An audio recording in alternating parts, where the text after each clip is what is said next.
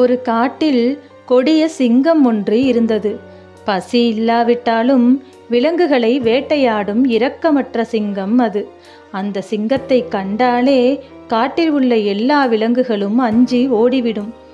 அனைத்து விலங்குகளும் ஒரு அச்சத்துடனேயே வாழ்ந்து வருவதால் இதற்கு ஒரு தீர்வு காண அனைத்தும் ஒன்று கூடி சிங்கத்தின் குகைக்கு சென்றன. சிங்கராஜா, நீங்கள் வேட்டையாடுவதில் வல்லவர். ஆனால் உங்களால் இந்த காட்டில் எல்லா விலங்குகளும் அழிகின்றன. நீங்கள் வேட்டையாடாமல் உங்கள் குகையிலே இருந்தால் தினம் ஒரு விலங்கு என்று நாங்கள் உங்கள் குகைக்கே அனுப்புகிறோம். அதை தங்கள் உணவாக்கி நீங்கள் பசியாறலாம்.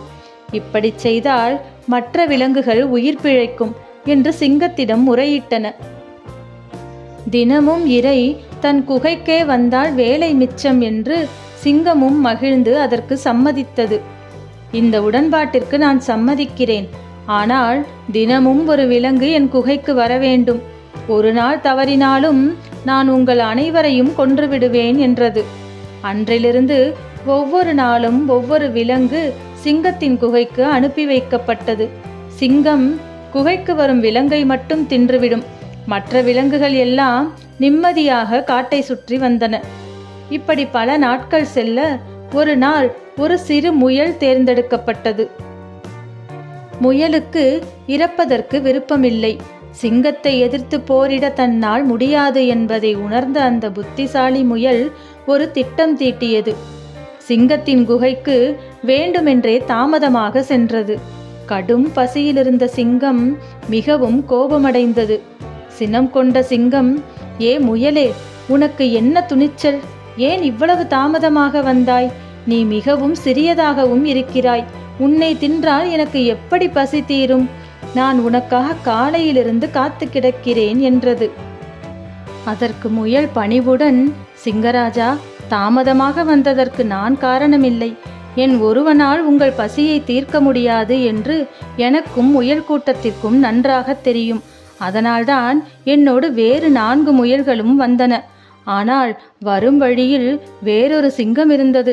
நாங்கள் எவ்வளவு சொல்லியும் கேட்காமல் மற்ற 4 முயல்களையும் பிடித்து வைத்து கொண்டது. மேலும் அந்த சிங்கம்தான் இந்த காட்டின் உண்மையான ராஜா என்றும் நீங்கள் போலி என்றும் சொன்னது. உங்களுக்கு உண்மையில் வீரம் இருந்தால் தன்னை வீழ்த்த வரும்படி அழைத்தது. இந்த செய்தியை உங்களுக்கு சொல்லத்தான் என்னை உயிருடன் விட்டது. இதுதான் நான் தாமதமாக வந்ததற்கு காரணம் என்றது. தன் காட்டில் இன்னொரு சிங்கம் இருப்பதை கேட்ட சிங்கராஜாவிற்கு கடும் கோபம் ஏற்பட்டது. உடனே என்னை அந்த சிங்கத்திடம் அழைத்துச் செல். அந்த சிங்கத்தை ஒரே அறையில் வீழ்த்தி விடுகிறேன். என் காட்டில் வந்து என்னையே அவமானப்படுத்துகிறான் என்று முயலிடம் கர்ஜித்தது. அதற்கு முயல், சிங்கராஜா, அந்த திமிர் பிடித்த சிங்கம் மிகவும் பெரியதாகவும் வலிமையாகவும் இருக்கிறது. அது ஒரு விசித்திர குகையில் இருக்கிறது. நீங்கள் எச்சரிக்கையாக இருக்க வேண்டும் என்று கூறி சிங்கத்தை ஒரு கிணற்றுக்கு அருகில் அழைத்துச் சென்றது. கிணற்றுக்கு வந்தவுடன், சிங்கராஜா, இதுதான் அந்த பொல்லாத சிங்கத்தின் குகை. நான் இங்கேயே இருக்கிறேன். நீங்கள் சென்று அந்த சிங்கத்தை கொன்றுவிடுங்கள் என்றது முயல்.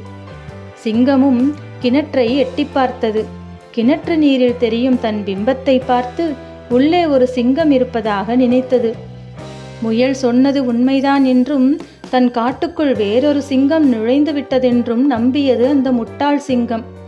பிறகு சிங்கம் கிணற்றில் எட்டி பார்த்து தன் முழு பலத்துடன் கர்ஜித்தது. அந்த சத்தம் கீழிருந்து மேலே எதிரொலித்தது. மீண்டும் கிணற்றில் உள்ள சிங்கம்தான் இப்படி கர்ஜிக்கிறதென்று ஏமாந்து போனது சிங்கம். சினம் கொண்ட அந்த சிங்கம் கிணற்றுக்குள் குதித்தது. உள்ளே வெறும் தண்ணீர் மட்டுமே இருப்பதை கண்ட சிங்கம் முயல் தன்னை ஏமாற்றியதை அப்பொழுதுதான் உணர்ந்தது. பலத்த காயமடைந்த சிங்கம் மேலே வர முடியாமல் கிணற்றுக்குள்ளேயே இறந்து போனது. முயலும் மற்ற விலங்குகளும் அதன் பிறகு காட்டில் நிம்மதியாக வாழ்ந்தனர்.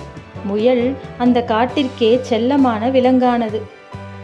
உடல் வலிமையை விட அறிவுதான் வலிமையானது என்பதே இக்கதை நமக்கு உணர்த்தும் பாடம்.